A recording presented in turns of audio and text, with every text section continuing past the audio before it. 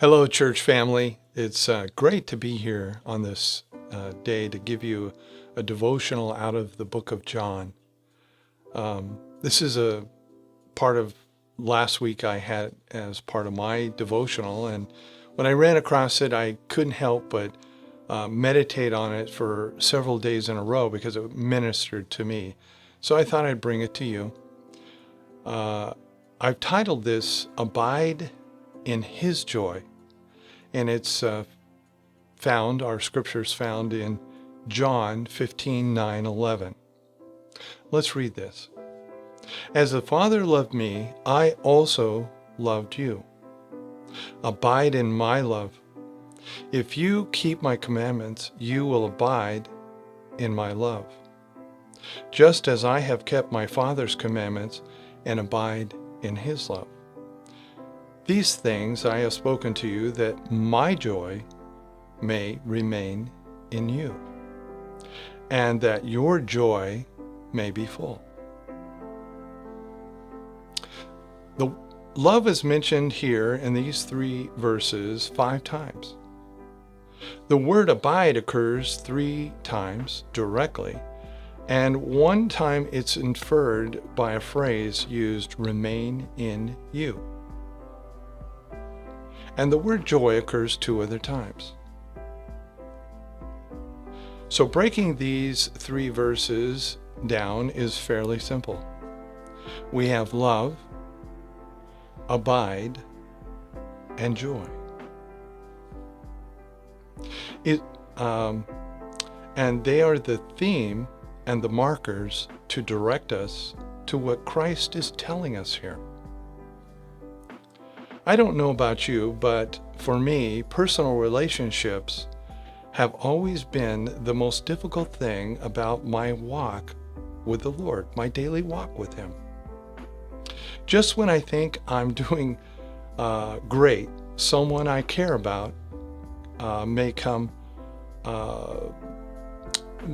up to me, or even someone I don't care about will come up to me and try to steal my joy. The thing is when we think about it that way, in which you think they're taking my joy, it really doesn't work out very well as I try to rectify the situation and bring myself back into joy. As we read here, we discover that there are 2 kinds of joy, and there's 2 kinds of love. There's your love, my love that we try to give, your love that you try to give. And then there's Jesus's love. And there's your love that you try to give out in difficult times, or maybe not, just every day give it out. And, my love that I try to give out to my friends and family. And then there's Jesus's love. Which joy do you depend on, reflect upon during difficult times? Which love do you depend upon to bring about joy in your life during small or even large trials that you're experiencing? Let's read this again, the first part. As the Father loved me, I also loved you. Abide in my love. Jesus is our perfect example for us to follow here. We need to abide in His love, not our own. For many months now, I have been thinking through daily issues of life, interactions with others, and have been asking constantly this one question: what would Jesus do?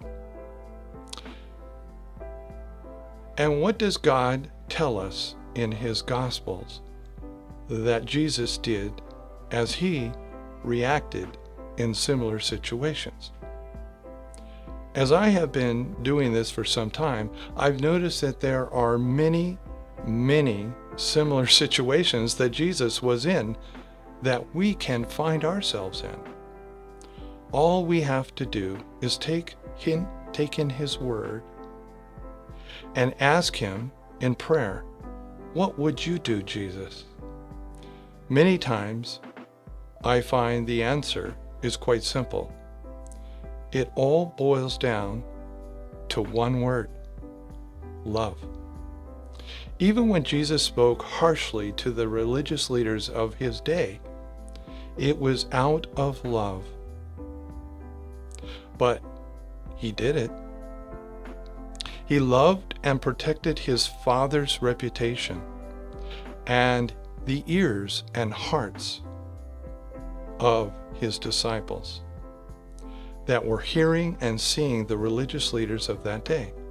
I can't think of a single area in the Gospels where Jesus didn't act solely and completely out of love.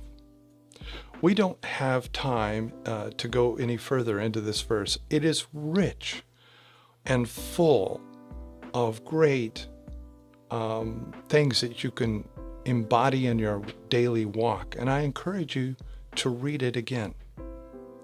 I will give you a hint here as you do read it again on the word joy. It is very similar to the word love as far as how we've broke it down here. Joy is again, we can ask the question, what would Jesus do? And where do we find our joy? Do we find it in ourselves? In our own strength? Or do we find it in Jesus, as Jesus found his joy in his Father and pleasing his Father? God bless, and I hope you have a wonderful and blessed week.